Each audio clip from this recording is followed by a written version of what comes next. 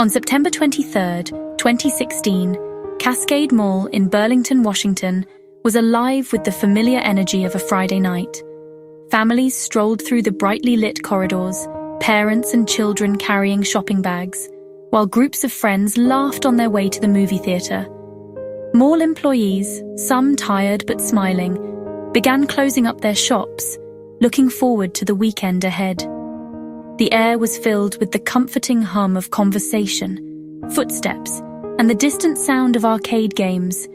For many, this was a place of routine, a safe haven where the community gathered to unwind and connect. The mall wasn't just a shopping center, it was a community hub, a place where people felt safe, where memories were made, and everyday life unfolded without fear. But beneath the surface of this ordinary evening, an unthinkable threat was quietly approaching. That sense of security, so deeply woven into the fabric of the community, was about to be shattered in an instant. As the clock neared 7 p.m., 20-year-old Arcan Cetin entered the mall. He blended in seamlessly with the crowd, his presence unremarkable among the hundreds of shoppers. No one could have guessed the darkness he carried with him. Cetin wasn't there to shop or meet friends. He moved with a chilling sense of purpose, his mind clouded by anger and a desperate desire for recognition. Every step he took brought him closer to a moment that would change countless lives. Suddenly, sharp, echoing sounds rang out. At first, some thought they were firecrackers, a harmless prank. But confusion quickly turned to horror as the reality set in. Screams erupted, and panic swept through the mall like a wave. Shoppers scrambled for cover, ducking behind kiosks and benches, clutching loved ones and searching desperately for safety. In a matter of seconds, the familiar became terrifyingly foreign. Within minutes, the mall was transformed. Police and emergency vehicles flooded the parking lot, lights flashing against the night sky. The place that had been a symbol of comfort was now a scene of chaos, fear, and heartbreak. Burlington's ordinary night had become the beginning of a nightmare, one that would leave scars on the community and haunt its people for years to come. Cetin's rampage began in the Macy's women's department, armed with a Ruger 10-20 rifle. His first victim was a young girl in the juniors section, shot without warning. The store erupted in chaos as he moved toward the cosmetics counter, where a group of women tried desperately to hide. He found them and opened fire, killing 3 more. A man near the same area tried to intervene, but Cetin shot him too. In less than 3 minutes, 5 innocent lives were taken. Cetin calmly placed the rifle on the counter and walked out, vanishing into the night. The bright lights of Macy's now illuminated a scene of devastation. Survivors emerged, shaken and struggling to comprehend the horror. The attack was over, but its impact would last forever. The victims were more than just names on a list. They were cherished sons, daughters, mothers, fathers, and friends, each with a story, a purpose, and dreams for the future. Their absence left a void that rippled through families, neighborhoods, and the entire community. 16-year-old Sarai Lara, a cancer survivor, was known for her bright spirit and infectious smile. She had already faced and overcome so much in her young life, inspiring those around her with her courage and resilience. Sarai was a loving daughter and a loyal friend, always ready to help others. Shayla Martin, 52, a Macy's makeup artist, brought joy to her clients and family. Her laughter filled the room, and her kindness touched everyone she met. Shayla was a beloved sister and aunt, remembered for her generosity and warmth. Belinda Golder, 64, a respected probation officer, and her 95-year-old mother, Beatrice Dotson, were inseparable. Belinda dedicated her life to helping others, while Beatrice was the heart of her family, a source of wisdom and love for generations. Chuck Egan, 61, a Boeing worker, was a devoted husband, father, and grandfather. He was known for his hard work, gentle spirit, and the pride he took in his family. Chuck's legacy lives on in the stories and memories shared by those who loved him.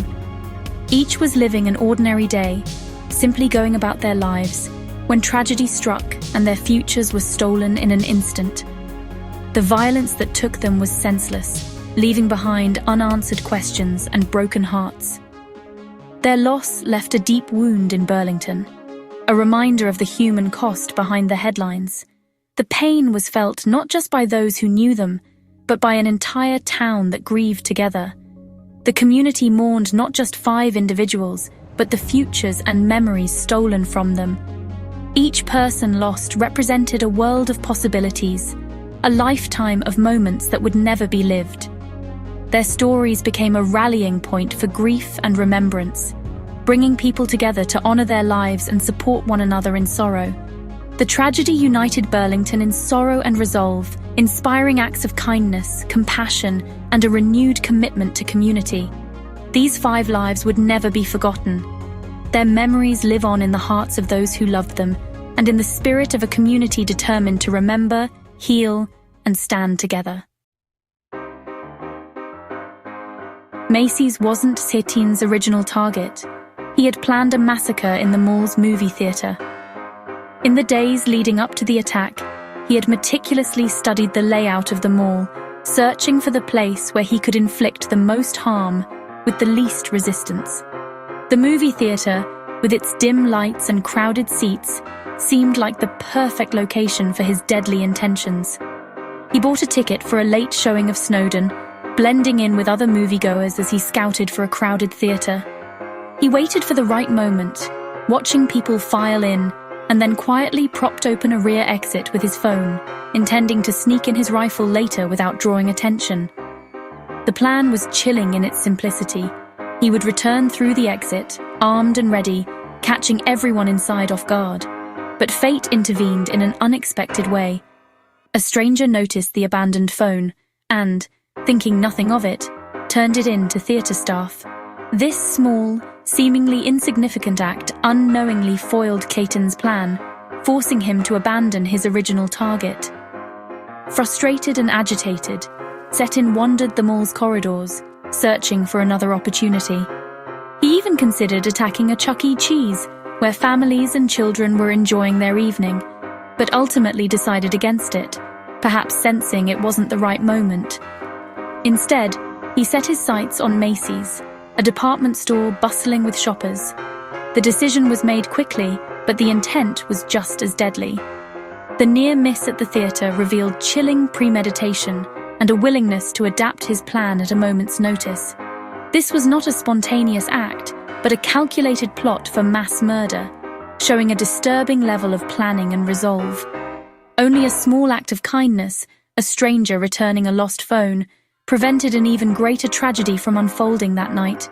The randomness of fate and the simple decency of a stranger spared dozens of lives that night. It's a haunting reminder of how close disaster can come, and how the smallest actions can change the course of events.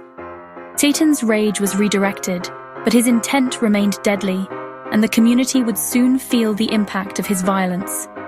In the aftermath, the community would learn just how narrowly they escaped an even larger catastrophe, and how a single, ordinary gesture made all the difference.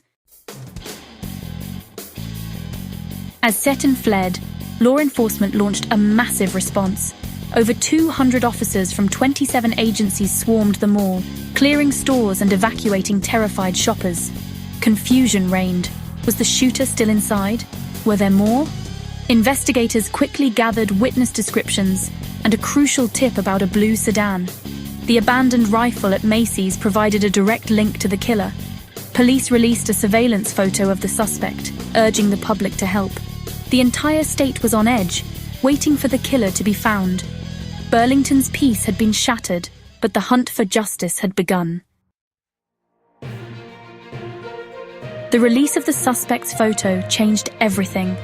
Hundreds of tips poured in, but the breakthrough came from those who knew Cetin, his own family. His mother and stepbrother identified him, and his stepdad confirmed the rifle was missing. Police learned of Cetin's troubled past and history of violence. Meanwhile, Cetin acted as if nothing had happened, even visiting Seattle. Surveillance and careful planning led police to his apartment in Oak Harbor. Nearly 24 hours after the shooting, Cetin was arrested without resistance. The community could finally breathe a sigh of relief. Arcan Cetin's path to violence was marked by trauma, mental illness, and escalating aggression. Diagnosed with ADHD and depression, he struggled with relationships and had a history of domestic violence. Warning signs were everywhere: threats, sexual assault, and disturbing comments about mass shootings. Despite these red flags, he accessed firearms with ease. Cetin's descent into violence was a tragic failure of intervention. His story is a stark reminder of the dangers of untreated mental health issues and ignored warning signs. The tragedy at Cascade Mall was the devastating result. In custody, Cetin first claimed political motives, but quickly admitted the truth.